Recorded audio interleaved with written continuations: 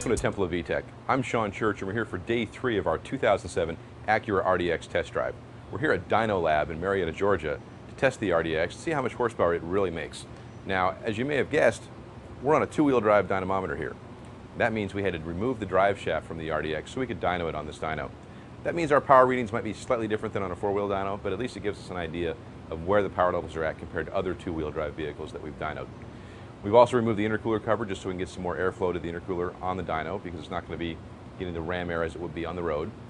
And we've made a few other changes that we're going to check out on the dyno as well and see what kind of horsepower gains we can find. All right, now the RDX actually uses a 2-piece drive shaft with a constant velocity joint in the center. As you can see, that allows the drive shaft to stretch with rear suspension and differential motion, should that be necessary. Weighs about 30 to 35 pounds. We actually haven't put it on the scale yet. Relatively light for a metal drive shaft. Not carbon fiber like on the RL, but probably not as important for this vehicle. Very similar in design, both the flange design, the 2-piece setup, and the length to what we see on the Ridgeline. So certainly capable of handling plenty of power and torque.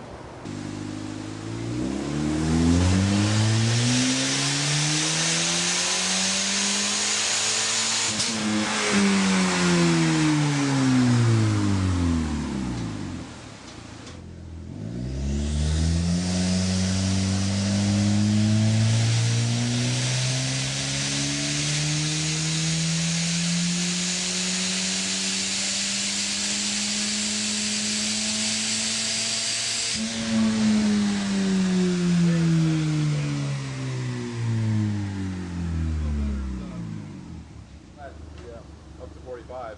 Kind of I said peak torque at 45, that's like at your peak torque stops. Okay, we've made a few passes on our 2007 RDX and had some interesting results. We did a pass both without the exhaust, after the cat, and with the exhaust. And surprisingly, the results were very, very close. Only about a 5 horsepower difference without the exhaust, even though the car felt a lot faster on the street without it. That may have had something to do more with the boost response at low RPMs than it did with actual peak power. Boost curve on the car, it's a bit jagged. That may just be something to do with our sensor, but we're seeing about a 13 to 14 pound average between 2,500 and 4,500 RPM. After that, the boost begins dropping off rather abruptly. We see it dropping down between 45 and 7 from about 14 pounds down to about 9 pounds of boost.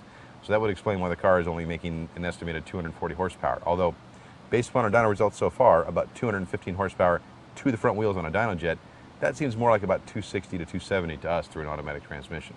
So maybe Acura underrated the car by a little bit.